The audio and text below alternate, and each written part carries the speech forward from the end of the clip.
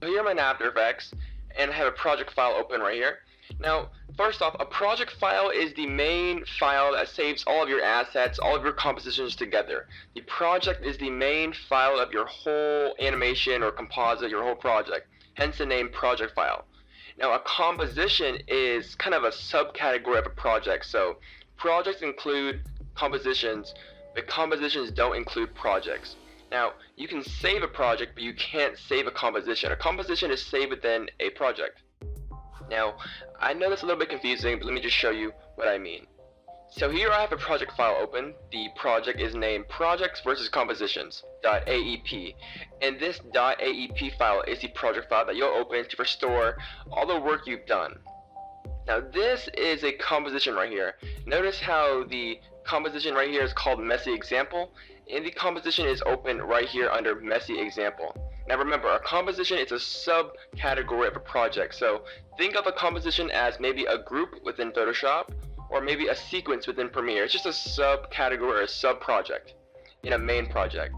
So how do you create a composition? Well, before you can even do anything in After Effects, you're going to need to create kind of a workspace or a composition. So to create a composition, there are many ways to do it. The best way to do it for me is to go into the top menu bar up here, go to Composition, and click on New Composition. Now, notice how there's a shortcut key right here that you can press.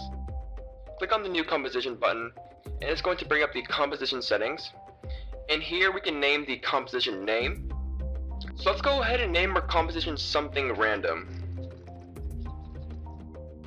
Now, under the composition name, we have some basic settings for our composition, such as the resolution or size of our composition, specifically the width and height of the composition. We can also lock the aspect ratio, which is currently set to 16:9. Now, if you don't understand much of this stuff, you can always go into the presets and select a predefined preset for whatever you're doing. We have the aspect ratio and the frame rate, or how many frames per second is our animation or our composition going to be. The resolution here, which is pretty much serving as a preview preference. We can always change this later.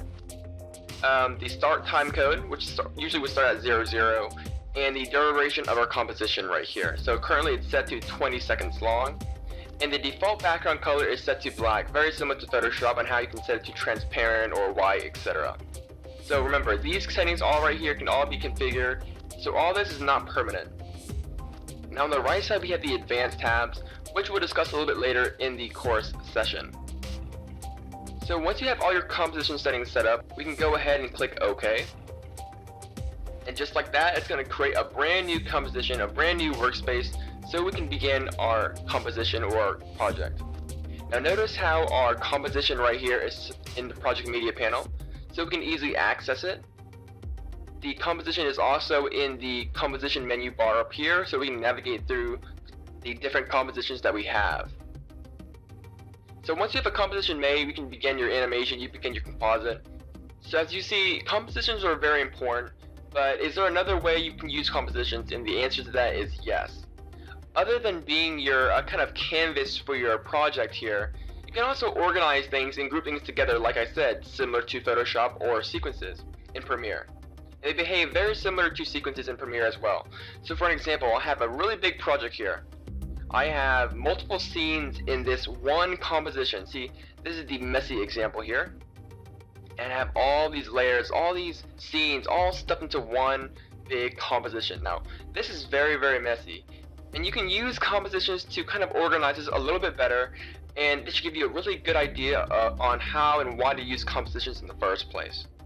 So, to organize the scene, I'm going to quickly just kind of squish things and group things together by scene into a new composition. For example, all the scene 1 stuff I'm going to kind of group together like this, and then I'm going to go to layer and hit pre-compose, and that's just going to bring all of this stuff into the new composition. So I'm pretty much grouping all this stuff I have highlighted here into its own composition. So new composition name, we're going to call this scene 1 stuff.